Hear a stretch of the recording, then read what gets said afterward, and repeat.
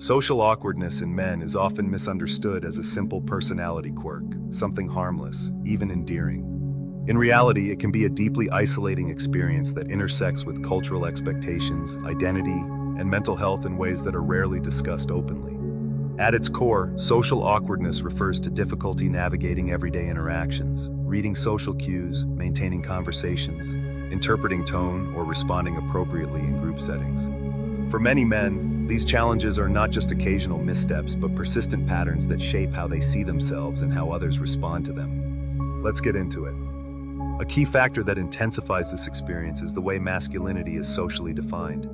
In many cultures, men are expected to be confident, assertive, emotionally controlled, and socially competent. When a man struggles with social fluency, he isn't just dealing with awkward moments, he's often confronting a sense that he is failing to meet a core expectation of what it means to be a man. This gap between expectation and reality can quietly erode self-esteem. Over time, repeated awkward interactions can lead to negative feedback loops. A man might say something that lands poorly, notice the discomfort, and replay the moment afterward with harsh self-criticism. This rumination increases anxiety in future interactions, making him more likely to hesitate, overthink, or withdraw, ironically reinforcing the very awkwardness he fears.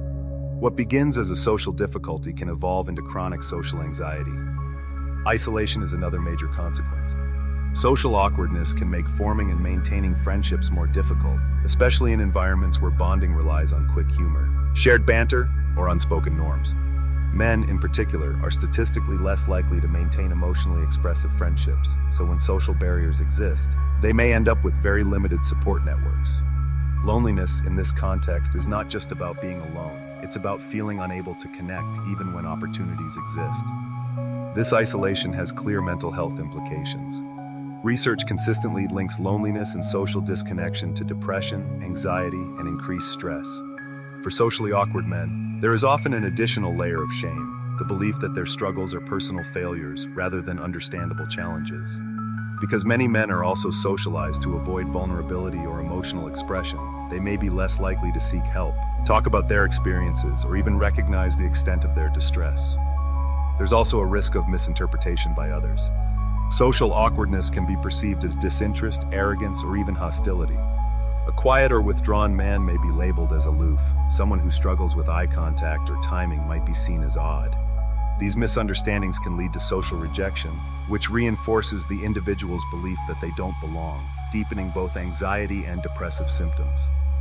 In some cases, men may cope through avoidance or compensatory behaviors. Avoidance can mean declining invitations, staying silent in group settings, or retreating into solitary activities. While this can reduce immediate discomfort, it often strengthens long-term anxiety and isolation. On the other end, some men may overcompensate, forcing confidence, mimicking social behaviors, or relying heavily on substances like alcohol to ease interactions.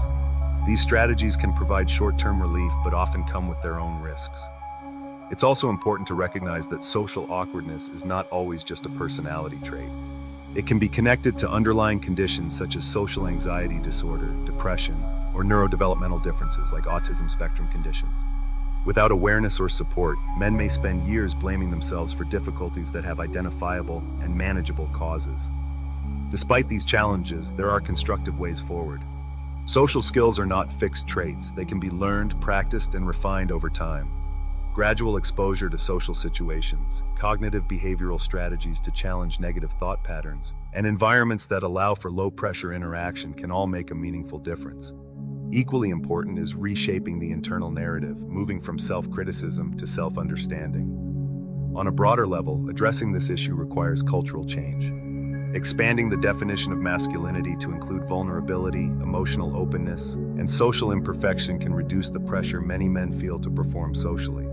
Encouraging honest conversations about loneliness and awkwardness, without ridicule, can make it easier for men to seek support and build genuine connections. Social awkwardness in men is not simply about missed cues or uncomfortable silences. It is often a complex, self-reinforcing experience tied to identity, belonging, and mental health. When understood with nuance and addressed with empathy, it becomes not a fixed limitation, but a challenge that can be navigated and, in many cases, significantly improved. Drop us a comment with your thoughts on this. Thanks for watching. See you all next time.